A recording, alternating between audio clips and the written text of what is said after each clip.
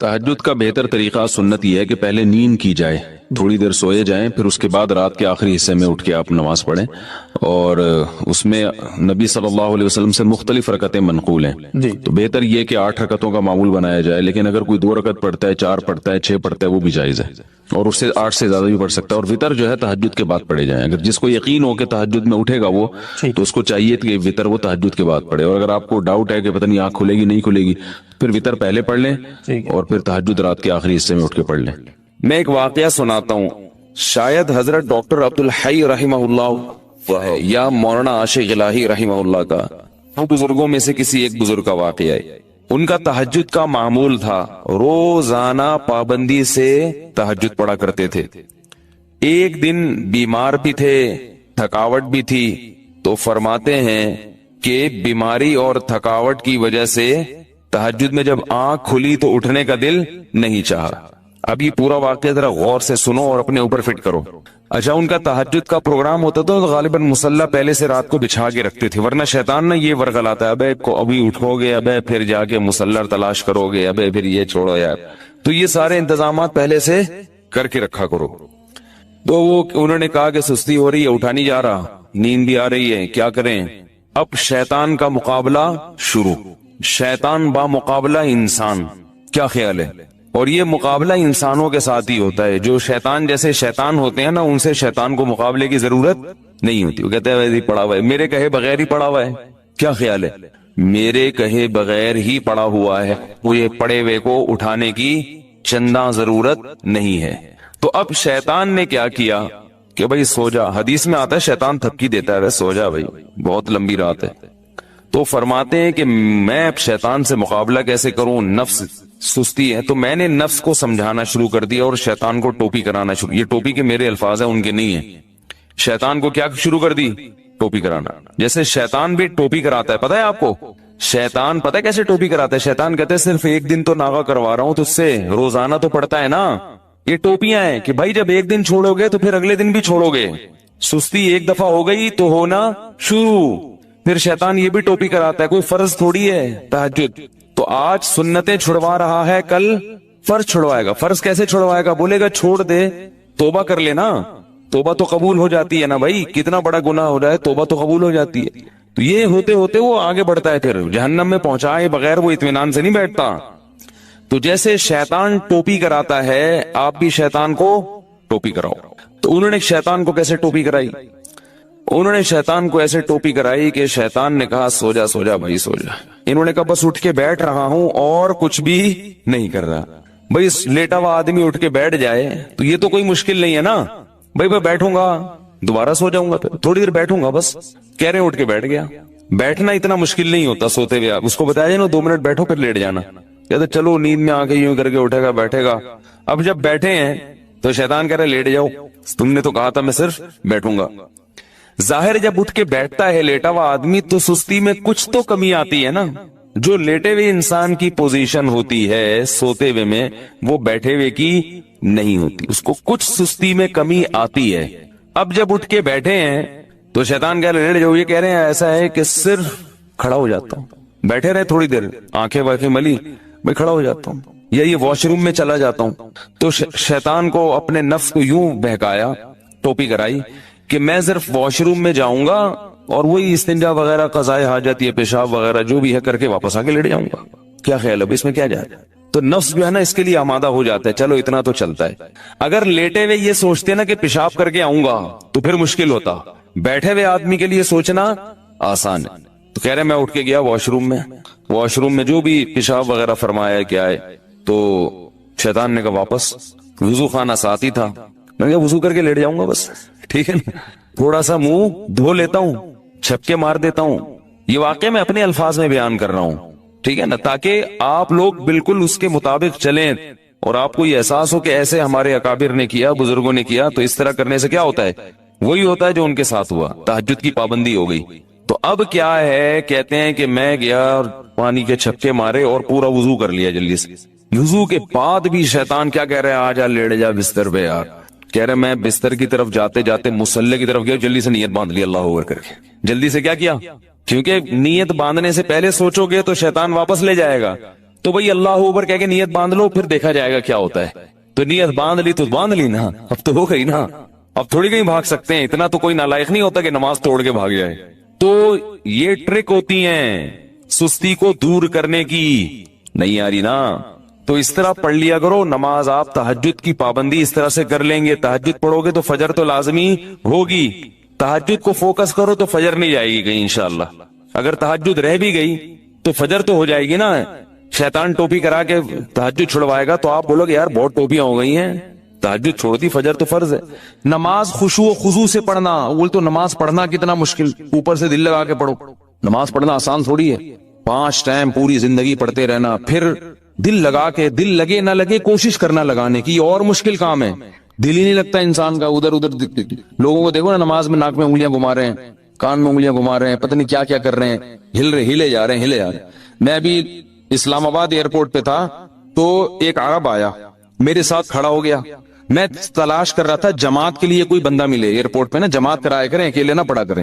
تو جو مسلح بنا ہوا تھا، میں تھوڑا انتظار کیا، میں نے کہا دیکھوں کو بندہ آتا ہے. تو ظہر کی نماز تھی، میں نے کہا نماز پڑھتا ہوں. تو وہ عرب پینٹ شرٹ میں تھا، میں نے پہلے پہچانا کہ یہ عربی ہے کیونکہ پینٹ شرٹ پہنی ہوئی تھی اور کلین شیف تھا. تو وہ عرب جماعت کے بڑے پابند ہوتے ہیں. اس نے کہا جماعت، میں نے کہا آ جاؤ. اب میں امام بنا، وہ مقتدی بن کے میرے ساتھ کھڑا ہو گیا. اب ساتھ جب کھڑا ہوا ہے وہ تو ہل رہا ہے، یوں ہلا رہا ہے، یوں ہلا. مجھے بڑی الجھن ہو رہی کہ کیا کر رہا ہے بھائی، تو تمیز سے کھڑا ہو جا تھوڑی دیر کے لیے. ہلے جا رہا ہے. پھر حد یہ ہوئی کہ پینٹ اپنی سیدھی کی، یوں کر. پینٹ جب سیدھی نہیں ہوئی تو بیلٹ کھولی نماز میں بیلٹ کھول کے پوری اچھی طرح سے ٹائٹ کی. پوری نماز اس طرح پڑھی ہے. مجھے بڑا وہ ہو رہا تھا کہ بھائی یہ کیا ہے. وہ قرآن کی آیت یاد آ رہی تھی، والذین هم فی صلاتہم خاشعون، کہ جنت میں جانا ہے تو نماز پڑھنا کافی نہیں ہے، نماز خشوع و خضوع سے. تو دل تو اپنے قابو میں نہیں ہے نا، کم از کم ظاہری جسم تو اپنے قابو میں ہے، اس کو تو انسان قابو میں رکھے. وہ بھی ہلے جا رہے. جب اس نے پینٹ سیدھی کرنا شروع کی، بیلٹ کھول کے، ہے نا کہ یہ زیادہ ہو گئی بھائی، یہ زیادہ ہو گئی. تو ایک صاحب کو میں دیکھتا تھا کہ جب بھی وہ نماز شروع کرتے تھے، نماز تکبیر کے بعد ہاتھ باندھا، اس کے بعد اپنا چشمہ اتار کے جیب میں رکھا. ارے یہ نماز سے پہلے چشمہ اتار کے جیب میں رکھ لو. ہمارے حضرت فرمایا کرتے تھے کہ لوگوں کو پتہ نہیں کیا ہے، نماز کی نیت باندھتے ہی خارج شروع ہو جاتی ہے. فرض نماز کے بعد ہاتھ اٹھا کے دعا مانگنا یا اجتماعی حیت پہ دعا مانگنا کسی بے غبار صحیح حدیث سے ثابت نہیں ہے. کسی بھی صحیح حدیث سے. ایک روایت ہے جو ذرا کمزور ہے، جس میں آتا ہے کہ ایک دفعہ نبی صلی اللہ علیہ وسلم نے فرض نماز کے بعد ہاتھ اٹھائے ہیں، مگر وہ روایت کمزور ہے. اور اگر اس کو صحیح مان بھی لیا جائے تو ایک دفعہ. سمجھ میں آ رہی بات؟ تو کتنی دفعہ؟ ایک دفعہ. اصول فقہ کی کتابوں میں لکھا ہوا ہے، تو چاروں مذاہب کی فقہ کی کتابوں میں، کہ حدیث اگر کوئی عمل کثرت سے کیا جاتا ہو اور اس کا نقل کرنے والا صرف ایک ہو تو یہ بات بھی حدیث میں شک پیدا کر دیتی ہے. ایک دفعہ اگر نبی صلی اللہ علیہ وسلم نے کیا ہے تو پتہ یہ چلا کہ اور وہ بھی اجتماعی نہیں، انفرادی طور پر. سمجھ میں آ رہی بات؟ انفرادی طور پر. تو آپ بھی کبھی کبھار انفرادی طور پر رفع الیدین کر لیں. عام معمول اگر نبی کا نمازوں کے بعد، فرض نماز کے بعد ہاتھ اٹھا کر دعا کرنے کا ہوتا، چاہے اجتماعی یا انفرادی، تو اس کے نقل کرنے والے کثرت سے ہوتے.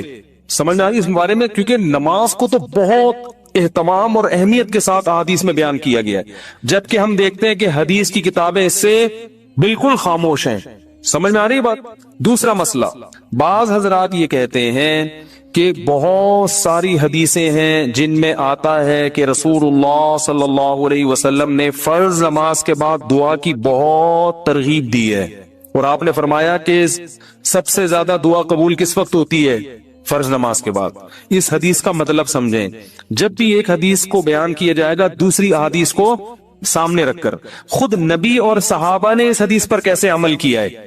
ہم نبی کو دیکھتے ہیں کہ کہیں بھی نہیں کسی صحیح حدیث میں ملتا کہ نبی صلی اللہ علیہ وسلم کا یہ معمول تھا کہ آپ فرض نماز کے بعد ایسے دعا مانگتے تھے. خلفائے راشدین سے بھی کوئی روایت نہیں ملتی، نہ صحیح نہ ضعیف. بھائی دیکھو ہمارے ہاں تو یہ پابندی سے ہو رہا ہے نا 5 نمازوں میں ہر مسجد میں. اگر صحابہ میں بھی ایسا ہوتا تو کوئی ضعیف روایت تو ملتی نا صحابہ کرام سے، نہ صحیح ہے نہ ضعیف ہے. اور نبی سے بھی کوئی کثرت سے ایک روایت ہے، اس کی سند پہ بھی کیا ہے، ٹھیک ہے، بعض نے اس کو صحیح کہا، بعض نے ضعیف کہا، مگر وہ بھی متفق علیہ صحیح نہیں ہے. تو یہ کیسے ہو سکتا ہے کہ ایک عمل پابندی سے ہو رہا ہو اور اس کا نقل کرنے والا کوئی ہو ہی نہیں؟ تو اب ہم دیکھتے ہیں کہ جو حدیث میں آتا ہے فرض نماز کے بعد آپ صلی اللہ علیہ وسلم نے دعا کی ترغیب دی ہے، خود کیسے دعا مانگی ہے؟ تو ہم دیکھتے ہیں کہ نبی سے دوسری حدیثوں میں کیا ملتا ہے. آپ نے فرمایا جس نے فرض نماز کے بعد اللہم انت السلام پڑھا، کسی حدیث میں آتا ہے آپ نے فرمایا اللہم لا مانع لما اعطیت ولا معطی لما منعت ولا ينفع ذا الجد منک الجد. کسی میں آتا ہے جس نے فرض نماز کے بعد آیت الکرسی. خود آپ کا اپنا معمول بھی یہی. تو پتہ یہ چلا ان کلمات کو حدیث میں دعا سے تعبیر کیا جا رہا ہے. یہ وظائف ہیں. وظیفہ اس دعا کو کہتے ہیں جن کے یعنی لگے بندے کلمات ہوں، اس کو بھی دعا سے تعبیر کیا جاتا ہے. اس کی مثال ایسے ہے جیسے ہم کہتے ہیں افطار کی دعا، آذان کے بعد کی دعا، مسجد میں داخل ہونے کی دعا، مسجد سے باہر نکلنے کی دعا. تو وہ دعا کیا ہے؟ اللہم افتح لی ابواب رحمتک، مخصوص کلمات. اذان کے بعد کی دعا کیا ہے؟ اللہم رب ہذہ الدعوۃ التامہ. تو فرائض کے بعد جو دعا ہے وہ بھی کیا ہے؟ آیت الکرسی، اللہم انت السلام، اللہم لا مانع لما اعطیت. یہ کلمات، ان کلمات کو کیا کہا گیا ہے؟ بولو بھائی، دعا. اور ابن تیمیہ رحمہ اللہ کی رائے یہ ہے جو تفرد ہے کہ فرض نماز کے بعد سے مراد ہے جو اتحیات کے درود شریف کے بعد ہم دعا پڑھتے ہیں، رب اجعلنی مقیم الصلاۃ ربنا آتنا، جو کیونکہ حدیث میں آتا ہے دبور کل صلاۃ. تو دبر کا جو لفظ ہے عربی میں وہ بعد کے معنی میں بھی استعمال ہوتا ہے اور اینڈ کے معنی میں بھی. ابن تیمیہ رحمہ اللہ کہتے ہیں کہ جو ہم نماز کے آخر میں اتحیات پڑھتے ہیں، پھر درود شریف پڑھتے ہیں، اس کے بعد جو دعائیں کرتے ہیں نا، تو فرض نماز کے بعد سے مراد کیا ہے؟ یہ والی. لیکن یہ ان کا تفرد ہے. ہم کہتے ہیں ایسا نہیں، بلکہ سلام کے بعد. مگر دعائیں کون سی؟ وہ جو منقول ہیں. یہاں تک میں سمجھا پایا اپنی بات؟ آگے چلیں. اور نبی صلی اللہ علیہ وسلم نے مختلف مواقع پر مختلف وظائف پڑھے ہیں فرض نماز کے بعد. کبھی آیت الکرسی، کبھی اللہم انت السلام. تو ہم یہ کہتے ہیں. دوسری طرف حضرت عائشہ رضی اللہ تعالی عنہا کی حدیث ہے کہ آپ صلی اللہ علیہ وسلم فرض نماز کے بعد اللہم انت السلام کے بقدر بیٹھتے تھے اور پھر کھڑے ہو جایا کرتے تھے. ان دونوں حدیثوں کو ملا کے پتہ چلتا ہے کہ فرض نماز کے بعد جتنے وظائف منقول ہیں یہ سارے نہیں پڑھنے، کبھی کوئی اور کبھی کوئی. اہمیت چونکہ اللہم انت السلام کی زیادہ ہے اور وہ دائمی معمول رہا ہے نبی کا، جیسے حضرت عائشہ کی، تو اس کو ہم نے اہمیت دی. اور ہم کہتے ہیں کہ پھر آپ فوراً کھڑے ہو کر سنتوں میں مشغول ہو جائیں، باقی وظائف اور تسبیحات آپ پڑھیں سنتوں کے بعد. اس طرح تمام حدیثوں میں تطبیق. اور اہل حدیث حضرات یہ کہتے ہیں کہ نہیں، فرض نماز کے بعد ہی آپ تمام معمولات پورے کریں، اس کے بعد سنتیں پڑھیں. تو یہ علماء میں ایک اختلاف ہے. لیکن ہاتھ اٹھا کے دعا مانگیں جیسے ہمارے ہاں رائج ہے، یہ کہیں بھی نہیں ہے. حتیٰ کہ چاروں، یہ تو اب یعنی اہل حدیث میں بھی نہیں ہے، وہ تو سب کو پتا ہے نہیں ہے. یہ فقہ حنفی میں بھی نہیں ہے، فقہ شافی میں بھی نہیں ہے، فقہ مالکی میں بھی نہیں ہے، اور فقہ حنبلی میں بھی نہیں ہے. کیونکہ فقہ حنفی کی کتابیں بھی اس سے خالی، فقہ مالکیہ، شافعیہ، حنابلہ ان کی کتابیں بھی اس سے بالکل خالی. نہ صرف خالی بلکہ اس کے مخالف. فتاوی عالمگیریہ فقہ حنفی کی کتاب ہے نا، اس میں لکھا ہے کہ امام کو چاہیے کہ سلام پھیرنے کے بعد اللہم انت السلام کے بقدر بیٹھے اور اس کے بعد کھڑا ہو جائے. یہ کہیں بھی نہیں لکھا کہ اس میں کیا کرے، اجتماعی دعا مانگے یا انفرادی دعا مانگے، کہیں بھی نہیں لکھا ہوا، بلکہ اس کے خلاف لکھا ہوا ہے. تو اس لیے یہ فقہ حنفی میں بھی نہیں ہے. ہاں یہ ہمارے اکابر میں ایک چیز رائج ہو گئی ہے، ہمارے بزرگوں میں، جو ہندوستان میں بہت تیزی سے، بولو بھائی، پھیل گئی. جب رائج ہو گئی تو حضرت مفتی محمد شفیع صاحب رحمہ اللہ تعالیٰ کا اجتماعی دعا پر ایک رسالہ ہے، مفتی اعظم جو تھے، انہوں نے فرمایا کہ اب اس کو ایک دم ختم کرنے میں کیا ہے، آیا کہ اس لیے کسی مسجد میں اگر یہ دعا مانگی جا رہی ہے تو ختم کرنے پر اصرار نہ کیا جائے، کیونکہ فی نفسی ہی تو دعا کا موقع ہے نا فرض کے بعد. بھائی فی نفسی ہی حدیث میں آتا ہے کہ فرائض کے بعد دعا قبول ہوتی ہے، اس کی یہ کیفیت نہیں ہے. تو فی نفسی ہی نماز کے بعد دعا کا ایک موقع ہے، تو اس میں عوام نے کچھ چیزیں اپنی طرف سے لگا کے اجتماعی ہیئت بنا دی. تو چونکہ ایک ہوتی ہے ایک چیز کا سرے سے کوئی اصل ہی نہیں ہے، اور ایک اصل ہے مگر اس کی کیفیت منقول نہیں ہے، تو اس میں معاملہ تھوڑا سا کیا ہو جاتا ہے، اہون ہو جاتا ہے، کمتر ہو جاتا ہے. تو اس لیے لکھا کہ چونکہ یہ اتنی زیادہ پھیل گئی ہے، اس کو ایک دم ختم کرنا، اس میں فتنہ بہت ہے، اور خود شریعت ہی فتنے کو پسند نہیں کرتی تو ائمہ کرام کو چاہیے محبت سے لوگوں کی ذہن سازی کریں، لیکن ایک دم اس کو چھوڑنے کی کوشش بولو بھائی نہ کریں۔ یہ کون کہہ رہا ہے؟ مفتی اعظم، جو حضرت مفتی تقی صاحب کے کیا تھے؟ والد۔ اس لیے کہ میرا جب یہ کلپ جاتا ہے نا تو بہت سے لوگ میرے خلاف ایک طوفان کھڑا کر دیتے ہیں کہ یہ حنفی نہیں ہے، یہ پتہ نہیں، یہ تو بزرگوں ہمارے اکابر کے خلاف چل رہا ہے، تو پتہ نہیں کیا کیا لوگ بنانا شروع کر دیتے ہیں۔ تو ہمارے اکابر قرآن و سنت کے فالوورز تھے، لیکن اگر کسی اکابر نے کوئی چیز کر دی ہے تو اب یہ تو نہیں کہ اس کو آپ نے لازمی قرآن و حدیثی کے مطابق کرنا ہے کیونکہ ہمارے بزرگ نے کر دی ہے، ایسا تو نہیں ہوتا۔ کسی بزرگ سے بھی تو خطا ہو سکتی ہے، بڑے بڑے علماء سے خطا ہوئی ہے۔ میرے شیخ و مرشد مفتی رشید احمد صاحب، جن سے میں اتنے سال بیعت کا تعلق رہا، تو ایسا الفتاوی میں ان کے بعض مسائل سے ہم نے رجوع کیا ہے۔ ہم نے کہا یہ حضرت کی رائے تھی مگر ہم اس سے متفق بولو بھائی نہیں ہے، تو اب اس کا یہ مطلب کہ ہم اکابر کو نہیں مانتے؟ اور ہمارے شیخ نے بعض چیزوں میں اپنے شیخ سے اختلاف کیا ہے، تو یہ تو علماء میں ہر دور میں چلا آ رہا ہے کہ امام ابو یوسف نے بعض چیزیں امام ابو حنیفہ کی نہیں مانی، تو کیا مطلب وہ امام حنیفہ کو ہی نہیں مانتے تھے؟ تو اگر بعض اکابر، سب نہیں، اگر ہم اپنے کسی بعض اکابر سے کوئی مسئلے میں اختلاف کر لیتے ہیں تو اس کا یہ مطلب نہیں ہے کہ ہم ان اکابر کو گمراہ سمجھنے لگے ہیں۔ بعض لوگ کہتے ہیں آپ کا علم زیادہ تھا، یہ ان علماء کا علم زیادہ تھا، تو میں ان سے کہتا ہوں آپ کا علم زیادہ ہے، مفتی شفیع صاحب کا علم زیادہ ہے نا۔ تو ایسا تھوڑی ہے کہ میرا تفرد ہے، تو حضرت مفتی شفیع صاحب رحمہ اللہ کی بھی رائے تھی۔ مفتی رشید احمد صاحب بھی بہت بڑے عالم تھے، حضرت مفتی شفیع صاحب کے نائب تھے وہ فتوے میں۔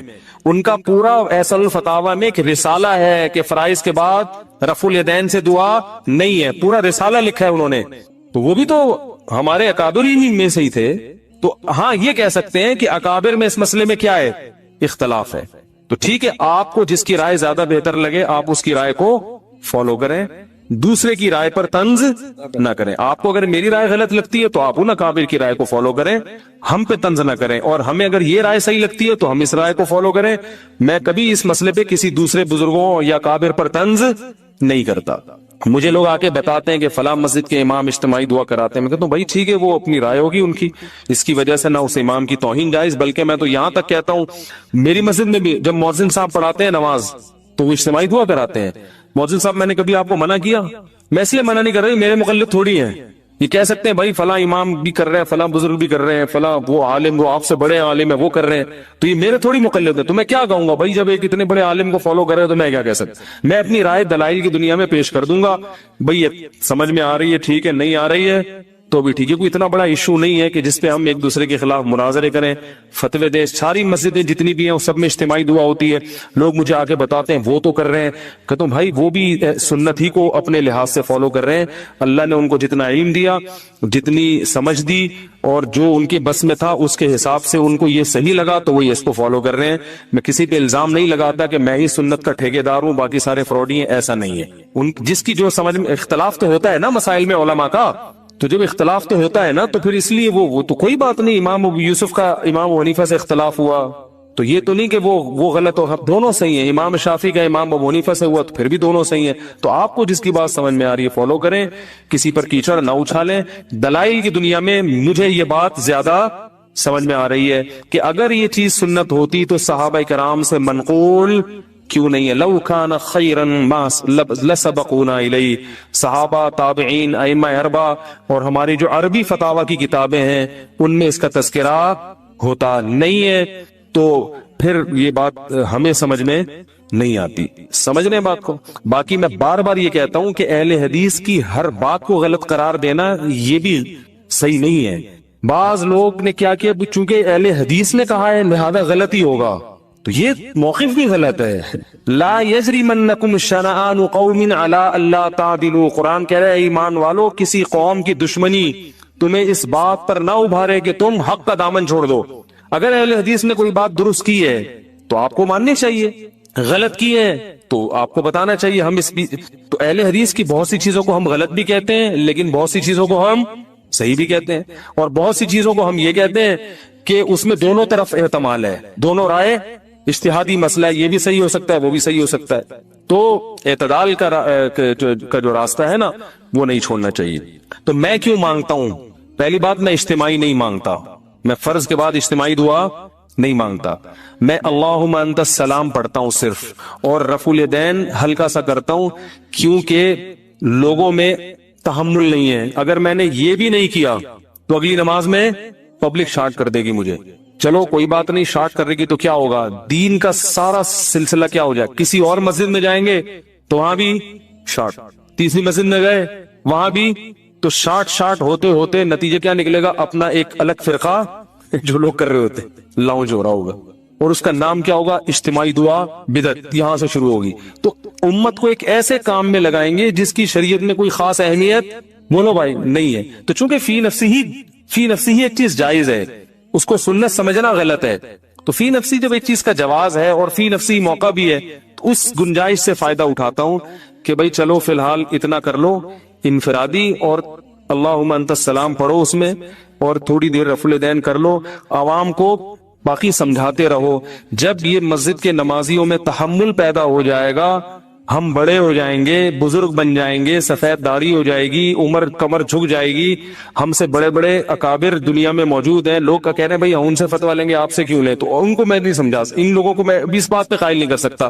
تو جب ہم بوڑھے ہو جائیں گے اگر زندہ رہے, تو پھر ایک لوگوں کو ہوگا کہ بھائی یہ بھی ایک بزرگ بن چکے ہیں, اب پتہ نہیں وہ دن آئے گا کہ نہیں آئے گا, لیکن اگر ایسا ہو گیا تو پھر ہم چھوڑ دیں گے. مفتی ظہیر علی صاحب کی طرح بولیں گے یہ جائز ہے یہ ناجائز ہے, کسی کے باپ میں دم میں تو کر کے دکھا دیں. حضرت مفتی ظہیر علی صاحب جو ہیں وہ جب فتویٰ دیتے ہیں تو ان کی مسجد بھی ذاتی ہے, ان کے مقتدی بھی اخپل ہیں, اپنے ہیں, کسی کی پرواہ بھی نہیں کرتے. فتویٰ دیا, سمجھ میں آیا ٹھیک ہے, نہیں آیا دفاع یہاں سے چل نکل, تو ہم کہاں جائیں گے بھائی. اب آپ کہہ سکتے ہیں یہ تو دین بیچنا ہوا ہے, یہ تو کیا ہوا, کیونکہ کلپ آئے گا فوراً, یہ تو یہ دین بیچنا نہیں ہے. دین کا کام بڑے کام کرنے کے لیے چھوٹے مسائل کو برداشت کرنا. اگر ہمیں مسجد نکال دے یا ادھر سے بھی نکل جائے تو ہمیں دنیاوی لحاظ سے فائدہ ہی ہوگا, نقصان نہیں ہوگا. سب سے پہلے میں اپنا بزنس کروں گا, ٹھیک ہے نا, بزنس کمپنی بنا کے ٹائٹ طریقے سے کیا کروں گا, جو میں ابھی نہیں کر سکتا, اپنے کاروبار کو ٹائم نہیں دے سکتا, تو میں کاروبار کو ٹائم دوں گا, نوٹ چھاپوں گا تمیز سے بیٹھ کے, جو ابھی نہیں چھاپ سکتا میں. تو یہ مصلحت جو میں اختیار کر رہا ہوں اپنی ذات کے لیے نہیں, بلکہ تاکہ دین کا کام ہوتا رہے. اور دوسرا, لوگوں سے وہ بات جو لوگوں کی مینٹل اپروچ سے اوپر ہوتی ہے, حدیث میں آتا کلم الناس علی قدر عقولہم, لوگوں کی مینٹل اپروچ سے اوپر باتیں نہ کرو. تو یہ مسئلہ پبلک کی مینٹل اپروچ سے کیا بن چکا ہے اوپر, کیونکہ بہت سارے علماء کر رہے ہیں, تو اب لوگ کہیں گے یار وہ علماء نہیں ہے, تو پھر یہی ہے کہ بھائی چلو درمیانی راہ اختیار کرو, چلاؤ بس. تو اس لیے ہم یوں کرتے ہیں اللہم انت السلام ومنک السلام وتبارکت یا, چلو اس سے کیا ہو رہا ہے یار. اور بیانات میں بتاتا رہتا ہوں کہ اتنا بھی ثابت نہیں ہے, کبھی کبھار کر لے تو ٹھیک ہے, کبھی کبھار رفع الیدین بھی ٹھیک ہے, کبھی کبھار لوگوں کو اجتماعی دعا بھی ٹھیک ہے, لوگوں کو تعلیم دینے, تو احیاناً تو ٹھیک ہے. اس کا معمول بنا لینا, اتنا معمول کہ جو نہ کرے اس کو لوگ ملامت کریں, بلکہ معمول بھی اس حد تک غلط نہیں ہے کہ چلو ایک آدمی کو ہاتھ اٹھا کے دعا میں زیادہ دل لگ رہا ہے تو مانگ لے, تو پابندی بھی تو نہیں ہے نا, لیکن اتنا اس پہ التزام کہ نہ کرنے والے کو ملامت کی جائے. مسجدوں میں دو اجتماعی دعائیں ہر نماز کے بعد ہو رہی ہیں, اس کو بھی غلط نہیں کہیں گے. غلط کیا ہے, جو نہیں مانگے اس کو کیا کہتے ہیں, اس پہ ملامت ہوتی ہے. یہ بہت غلط چیز ہے. تو اس لیے اگر اہل حدیث کے ہاں نہیں ہوتی تو اچھی بات ہے, چاہے ہمارے ہاں بھی نہ ہو. مفتی رشید احمد صاحب کے ہاں ہم نے کئی سال رہے ہیں, ایک نماز کے بعد بھی انہوں نے کبھی دعا نہیں منگوائی, کبھی بھی نہیں, اور رفع الیدین سے بھی دعا نہیں کرتے تھے. باقی پھر سنتوں کے بعد اپنی دعا مانگتے تھے گھنٹوں گھنٹوں. دعاؤں کا تو حضرت کو ایسے عاشق تھے کہ حضرت سے جب کوئی آ کے کہتا تھا کہ حضرت دعا کر دیں, حضرت رفع الیدین کے بغیر دعا کر دیتے تھے. کہتا تھا ہاتھ اٹھا کے دعا کریں, حضرت فرماتے تھے جب میں ہاتھ اٹھاتا ہوں تو پھر جلدی گراتا نہیں. فرمائے پھر میں کہتا ہوں جس کے دربار میں ہاتھ اٹھائے ہیں اتنا بڑا بادشاہ ہے, پھر تو وہ پھر ایسا ہی ہوتا. ہمارے حضرت جب دعا پہ آتے تھے اتنی لمبی دعا, ایک دفعہ حضرت نے نماز کے بعد لوگوں نے کہا دعا مانگے, حضرت نے کہا چلو تو بہت اصرار کر رہے تو مانگتے ہیں. سندھ میں تھے حضرت, تو حضرت نے پھر ہاتھ اٹھا لیے.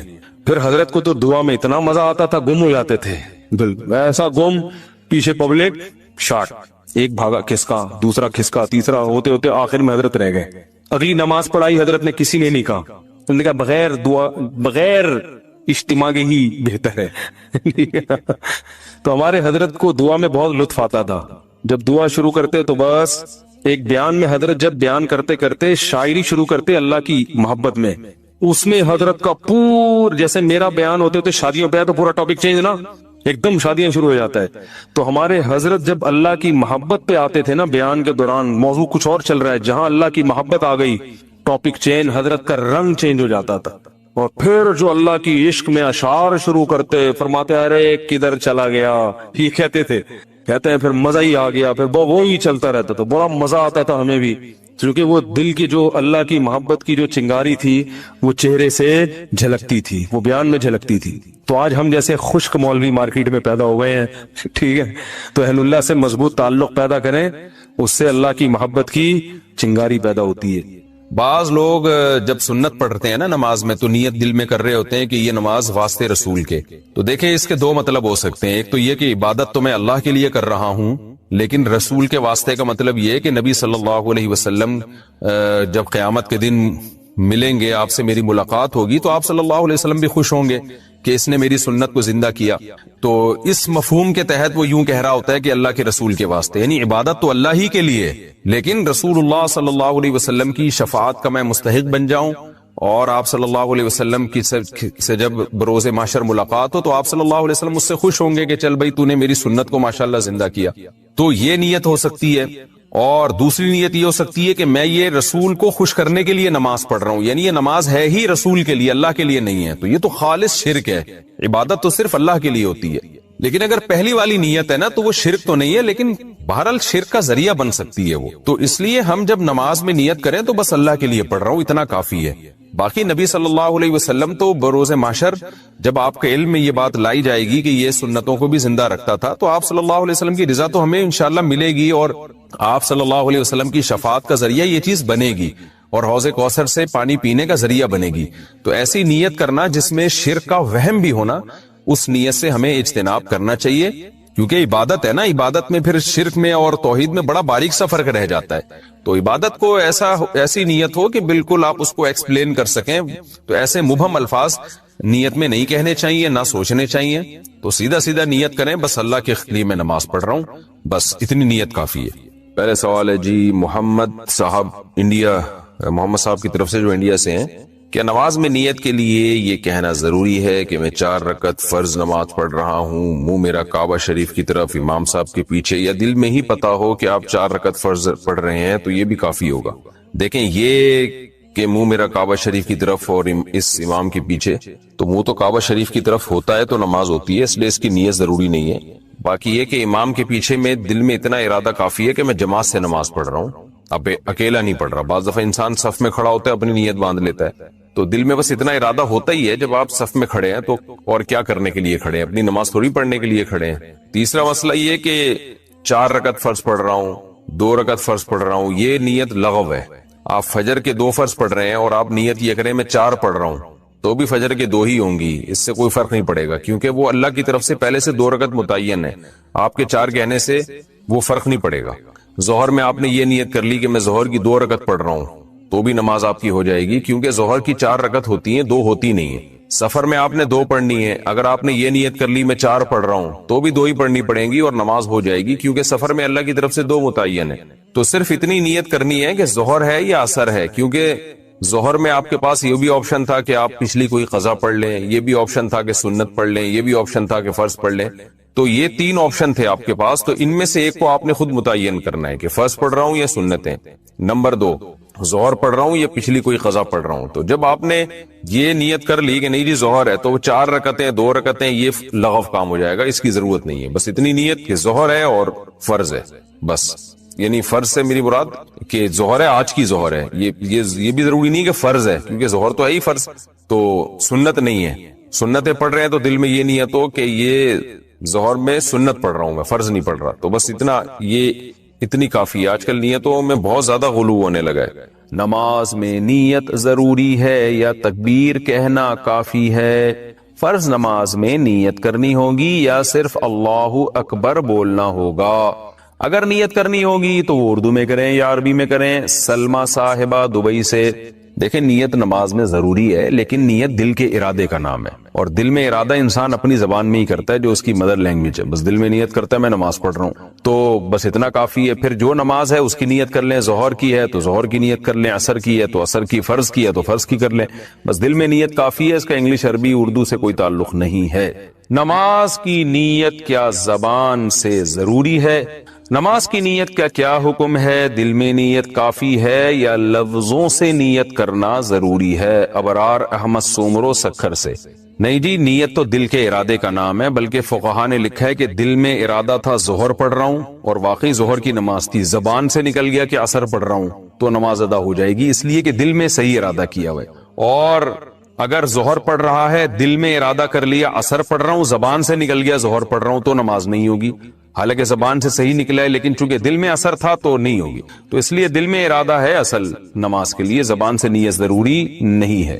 وہمیوں کے لیے فقہا نے لکھا تھا کہ جو وہمی ہوتے ہیں نا، جو ہر وقت وسوسوں میں مبتلا رہیں گے، پتہ نہیں میں نے ظہر کی نیت کی تھی عصر کی، بعض ایسے وہمی ہوتے ہیں، ان کے لیے فقہا نے لکھا ہے کہ وسوسہ دور کرنے کے لیے وہ زبان سے نیت کر لیں، لیکن نارملی شریعت کا حکم یہی ہے کہ انما الاعمال بالنیات، اعمال کا مدار جو نیت پر ہے، تو نیت تمام فقہا کا اتفاق ہے وہ دل کے ارادے کا نام ہے۔ تہجد کی نماز سنت ہے یا نفل؟ تہجد کی نماز سنت ہے یا نفل؟ صادق رفیق انڈیا سے۔ دیکھیں یہ سنت یا نفل یہ ٹرمز ہیں، اصطلاحات ہیں جو ایک دوسرے کے معنی میں بھی استعمال ہوتی ہیں۔ نفل کہتے ہیں اضافی نماز جو فرض نہ ہو، اس لحاظ سے تو تہجد نفل نماز ہے، لیکن ہر نفل پر نبی صلی اللہ علیہ وسلم نے پابندی نہیں کی ہے، اہتمام نہیں کیا ہے، تو جو وہ نوافل جن کا آپ صلی اللہ علیہ وسلم نے اہتمام کیا یا آپ ان کو پڑھا کرتے تھے تو ان کو سنت کہا جاتا ہے۔ تو اس لیے تہجد اس لحاظ سے نفل ہے کہ فرض واجب نہیں ہے، لیکن اس لحاظ سے سنت ہے کہ محض ایک عام نوافل کی طرح اس کی فضیلت نہیں ہے، بلکہ آپ صلی اللہ علیہ وسلم کی عادت تھی، تو اس لحاظ سے یہ سنت ہے، تو بہتر لفظ اس کے لیے سنت ہی ہے۔ اور یہ عام سنت نہیں ہے، اس کی بے پناہ فضیلت ہے۔ قرآن مجید میں اللہ نے اہل جنت کی جہاں بھی صفات بیان کی ان میں تہجد کا بھی عموماً ذکر کیا ہے، جیسے قرآن مجید میں آتا ہے کہ الذین یبیتون لربہم سجدا وقیاما، ہمارے جو نیک بندے ہیں وہ راتوں کو ہمارے سامنے سجدہ اور قیام کرتے ہیں۔ اور سورہ سجدہ میں اللہ تعالیٰ کے ارشاد ہے تتجافى جنوبهم عن المضاجع يدعون ربهم خوفا وطمعا، کہ ہمارے نیک لوگوں کے پہلو رات کو بستروں سے جدا ہو جاتے ہیں اور اپنے رب کو پکارتے ہیں خوف اور امید سے۔ تو یہ ساری چیزیں ہیں۔ نبی صلی اللہ علیہ وسلم نے ایک صحابی کے بارے میں فرمایا کہ فلاں کتنا ہی اچھا ہے، کاش وہ تہجد پڑھ لیتا، تو اس طرح کی روایات ہیں۔ تو آپ صلی اللہ علیہ وسلم نے عبداللہ بن عمر کے بارے میں فرمایا، ان کو وصیت کی، ان کے بارے میں صحابی سے فرمایا کہ یہ تہجد کی کا اہتمام کریں تو کیا ہی خوب ہے۔ عبداللہ بن عمر فرماتے ہیں اس کے بعد سے میں نے کبھی تہجد نہیں چھوڑی ہے۔ تو ایسی بہت ساری روایات ملتی ہیں۔ سورہ مزمل کا پورا دوسرا رکوع ہے ہی تہجد سے متعلق، ان ربک یعلم انک تقوم ادنی من ثلثی اللیل ونصفہ وثلثہ وطائفۃ من الذین معک واللہ یقدر اللیل والنہار، کہ آپ پوری رات تہجد نہیں پڑھ سکتے، آپ کو دن میں یعنی آپ کے جو ساتھی ہیں ان کو مزاربت بھی کرنی ہے، دنیا کے معاملات بھی نمٹانے ہیں، دن میں بعض دفعہ جہاد بھی کرنا ہے، تو آپ رات کا کچھ حصہ اٹھ جائیے، آپ بھی اور آپ کے ساتھی بھی۔ تو بہت ہی اہتمام ہے۔ اور فقرؤوا ما تیسر منہ، اور اس میں جتنی تلاوت ممکن ہو آپ اللہ کے سامنے کھڑے ہوں اور قرآن کی تلاوت کیجیے۔ تو یہ اتنی ساری احادیث، اتنی ساری روایات سے علماء کہتے ہیں کہ بہت زیادہ محرومی کا باعث ہے یہ عمل کہ ایک آدمی تہجد نہ پڑھتا ہو۔ اور آپ صلی اللہ علیہ وسلم نے فرمایا کہ رات کے آخری حصے میں اللہ تعالیٰ آسمان دنیا کی طرف آتے ہیں اور یہ ندا لگاتے ہیں حل من مسترزق ارزق له، حل من مستغفر اغفر له، کوئی ہے مجھ سے روزی مانگنے والا میں اس کو روزی دوں، کوئی ہے مجھ سے گناہوں کی معافی مانگنے والا میں اس کو معاف کروں۔ تو اس لیے رات کو جلدی سونا چاہیے، اور تہجد میں رات کے آخری حصے میں جو تہجد کا ٹائم ہے جو سب سے اچھا ٹائم ہے، ویسے تو کسی بھی وقت رات کو پڑھی جا سکتی ہے، لیکن سب سے افضل ٹائم ہے کہ آپ سوئیں اور سونے کے بعد رات کے آخری حصے میں اٹھیں اور اس وقت راز و نیاز کریں، اللہ کے سامنے دعائیں مانگیں، بہت زیادہ اس وقت دعائیں قبول ہوتی ہیں اور نماز کا بہت ثواب ہوتا ہے۔ ان قرآن الفجر کان مشہودا، قرآن کہہ رہا ہے اقیم الصلاۃ لدلوک الشمس۔ پیچھے قرآن نے تذکرہ کیا کہ رسول اللہ صلی اللہ علیہ وسلم پر اتنا زیادہ مشرکین کا دباؤ ہے کہ قرآن کہتا ہے کہ اگر ہم آپ کو ثابت قدم نہ رکھتے تو آپ بھی ان کی طرف مائل ہو جاتے۔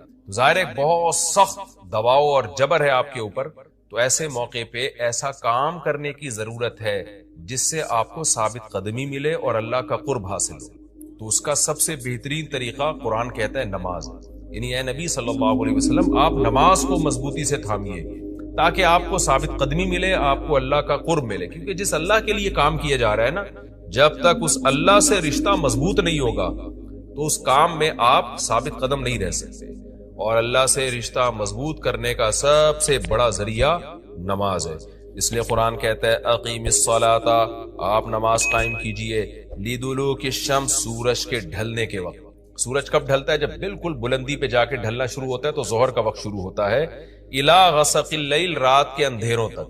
یعنی اس میں 4 نمازیں آ گئی. سورج جب ڈھلتا ہے نا بالکل بلندی پر ہوتا ہے، تھوڑا سا ڈھلتا ہے ظہر کا وقت، مزید ڈھلان پیدا ہوتی ہے عصر کا وقت، مزید ڈھلتا ہے مغرب کا وقت، اور پھر الی غسق اللیل، سورج تو غائب ہو جاتا ہے مغرب کے بعد، پھر رات کے اندھیرے میں یعنی عشاء کا وقت. وقرآن الفجر، اور فجر کے وقت میں، فجر کی تلاوت کے وقت میں. تو قرآن میں اشارہ کر دیا کہ اصل تلاوت کا وقت ہے ہی فجر کا. آج بعض اماموں کو ہم نے دیکھا فجر میں بڑی مختصر تلاوت کرتے ہیں، یہ بالکل غلط ہے. سنت ہے فجر میں طوال مفصل، یعنی سورہ حجرات سے لے کے سورہ بروج تک کی جو لمبی لمبی صورتیں ان کو تلاوت کیے جائے. تو فجر کے قرآن کے وقت بھی آپ نماز قائم کیجئے. ان قرآن الفجری، بے شک فجر کا جو قرآن ہے، فجر میں جو تلاوت ہے، کانا مشہودا، اس میں حاضر ہوتے ہیں. کون حاضر ہوتے ہیں؟ حدیث سے پتہ چلتا ہے فرشتے. فجر کا وقت اتنا مبارک وقت ہے جب اس میں امام صاحب قرات کرتے ہیں اور لوگ ہاتھ باندھ کے پیچھے امام کی قرات سنتے ہیں. ایک خاص سکینت نازل ہوتی ہے اللہ کی طرف سے، اور فرشتے بھی اس تلاوت میں نازل ہوتے ہیں. صحیح حدیث سے یہ بات ثابت ہے کہ فرشتے جو تبدیل ہوتے ہیں نا، ان کے آنے جانے کا وقت اور فجر اور عصر میں ہے. جو فجر میں فرشتے آتے ہیں انسان کی حفاظت کے لیے، لہو معقبات من بین یدیہ ومن خلفہ یحفظونہ من امر اللہ. بہت ساری مخلوق اس کائنات میں ایسی ہے جہاں تک سائنس نہیں پہنچی، اور ہو سکتا ہے قیامت تک پہنچ ہی نہ سکے. وہ انسان کی عقل سے بالاتر ہے وہ مخلوق، اور یہ بھی ممکن ہے پہنچ جائے سائنس ترقی کر کے. وہ مخلوق انسان کو نقصان پہنچانے کی کوشش کرتی. تو اس مخلوق سے بچانے کے لیے، جن میں جنات ہیں سر فہرست، ان سے بچانے کے لیے اللہ نے فرشتوں کا انتظام کیا. تو حدیث میں آتا ہے صبح و شام، قرآن سے بھی یہ بات ثابت ہے، صبح و شام فرشتوں کی باریاں چینج ہوتی ہیں اور وہ ہماری حفاظت کے لیے اللہ کی طرف سے متعین ہوتے ہیں. تو ان کی جو حاضری ہے ان فرشتوں کی، وہ فجر کے وقت میں ہوتی ہے. اور یہ بھی حدیث سے ثابت ہے کہ بہت سے فرشتے صرف تلاوت سننے کے لیے زمین پہ اترتے ہیں. تہجد کے بارے میں حدیث میں آتا ہے کہ جب کوئی شخص تہجد میں قرآن کی تلاوت کرتا ہے تو فرشتے آنا شروع ہوتے ہیں اور اس کے جو ہے نا لبوں پہ اپنے منہ کو رکھ لیتے ہیں اس کی تلاوت کو چکھنے کے لیے. اتنا فرشتوں کو لطف محسوس ہوتا ہے تہجد کی تلاوت میں. اور پھر وہ تانتا بناتے بناتے جو ہے نا ایک دوسرے پہ سوار ہوتے ہوتے آسمان کی بلندیوں تک پہنچ جاتے ہیں. تو فجر کی نماز میں بھی یہ فضیلت ہے. تو آگے اللہ فرماتے ہیں کہ اللہ نے فجر کی نماز کی فضیلت کو بیان کیا. آگے اللہ فرماتے ہیں وَمِنَ اللَّيْلِ، یہ تو 5 نمازیں ہو گئیں، یہ تو ساری امت پہ فرض ہیں، لیکن رات کے کچھ حصے میں فَتَہَجَّدْ بِهِ کا مطلب اس حصے میں آپ نے تہجد پڑھنی ہے. نافلۃ لک، اے محمد صلی اللہ علیہ وسلم، یہ آپ کے لیے اضافہ ہے. کیا مطلب؟ یا تو نبی صلی اللہ علیہ وسلم پہ 6 نمازیں فرض تھی، یعنی 5 فرض کے علاوہ تہجد بھی فرض تھی. تو اس لیے قرآن نے کہہ دیا کہ امت پہ تو 5 فرض ہیں نافلۃ لک، لیکن یہ تہجد آپ کے لیے اضافی ہے، یعنی آپ پر 6 نمازیں فرض ہیں. ایک مطلب تو یہ بھی ہو سکتا ہے.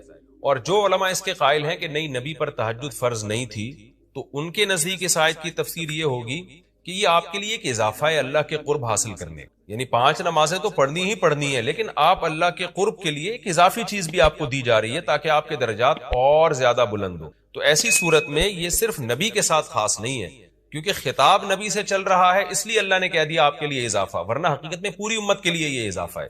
آگے اللہ فرماتے ہیں عَسَىٰ أَن يَبْعَثَكَ رَبُّكَ، امید ہے کہ آپ کو آپ کا رب پہنچا دے مقام محمود تک. یہ مقام محمود کیا ہے؟ شفاعت کبریٰ، یعنی تمام پیغمبر نبی کے پاس آئیں گے کہ آپ سفارش سے آغاز کریں، یعنی سفارش کا آغاز آپ سے ہوگا، پھر آپ صلی اللہ علیہ وسلم سفارش کریں گے. تو یہ ایک سب سے اونچا مقام ہے جو اللہ قیامت کے دن رسول اللہ صلی اللہ علیہ وسلم کو دے گا، اور جس سے آپ کی تمام پیغمبروں پر فضیلت ثابت ہو جائے گی کہ جب تک آپ کی طرف سے شفاعت کی ابتدا نہیں ہوگی کوئی اور پیغمبر سفارش نہیں کریں گے. تو اللہ نبی صلی اللہ علیہ وسلم کو تسلیاں دے رہا ہے کہ یہ مشرکین کا جو آپ کے اوپر بے پناہ دباؤ ہے، جبر ہے، آپ اس میں تسلی رکھیے، آپ نماز قائم کریں اور تہجد کی پابندی کریں. اللہ نے آپ کو بہت بڑا آگے چل کے مقام دے. تو چونکہ نبی صلی اللہ علیہ وسلم بھی بشر تھے نا، مشرکین کے دباؤ کی وجہ سے آپ بھی ایک پریشانی میں آتے تھے، تو اس لیے اللہ آپ کو ثابت قدم رکھنے کے لیے آپ صلی اللہ علیہ وسلم کو یہ خوشخبریاں سنا رہا ہے کہ آپ نے اپنا اس عمل کو فوکس کرنا ہے، نماز اور تہجد کو، تاکہ آپ کا اللہ سے قرب رہے اور اللہ آپ کو خوشخبری دے رہا ہے کہ امید ہے آپ کا رب آپ کو بہت بڑے مقام تک پہنچا دے۔ رہا مسئلہ مشرکین کی دھمکیوں کا کہ یہ پوری کوشش کر رہے ہیں کہ آپ کو مکہ سے نکال دیں، تو ہم نے تو بتا دیا کہ یہ خود بھی نہیں پنپ پائیں گے، لیکن آپ نے اللہ سے کیا دعا مانگنی ہے؟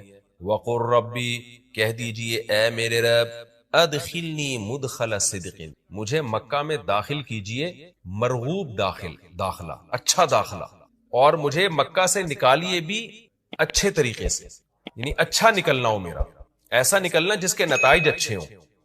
اس میں اشارہ ہے کہ آپ صلی اللہ علیہ وسلم کو مکہ سے نکالنے پر مجبور کیا جائے گا، اور ایک وقت آئے گا کہ آپ مکہ سے نکلیں۔ تو اللہ اپنے حبیب صلی اللہ علیہ وسلم کو پہلے سے دعا سکھا رہے ہیں کہ آپ اللہ سے دعا مانگے، اللہ جب میں نکلوں تو میرا داخلہ بھی اچھے طریقے سے ہو اور میرا نکلنا بھی اچھے طریقے سے ہو، یعنی پسندیدہ نکلنا ہو۔ سوال پیدا ہوتا ہے نکلنے کا عمل تو پہلے ہے اور مکہ میں داخلے کا عمل بعد میں، تو نکلنے کا تذکرہ پہلے ہونا چاہیے کہ اللہ مکہ سے مجھے اچھی طریقے سے نکال، اور مکہ میں مجھے داخل بھی اچھے طریقے سے کرنا، تو داخلے کا تذکرہ پہلے کیوں؟ اس میں بلاغت کا ایک نقطہ ہے کہ پیغمبر کا بنیادی مقصد وہ ہدف ہے جو پیغمبر دنیا میں لے کے آئے ہیں، تو اس کی آغاز تو مکہ سے کرنا ہے جس میں آپ کو بھیجا گیا، جو ابراہیم علیہ السلام کا شہر ہے، جہاں بیت اللہ ہے، اسلام کا مرکز تو اس جگہ سے بننا ہے۔ تو اس جگہ سے اگر نکالنا ہی مقصد ہے تو یہ جگہ تو رہ گئی نا پھر جو ابراہیم علیہ السلام کا مرکز اور ابراہیم علیہ السلام کی دعائیں تھی، تو اس لیے اصل مقصد تو یہ کہ مکہ میں داخل میں اچھے طریقے سے ہوں، جو پیغمبر کا مقصد تھا دنیا میں آنے کا،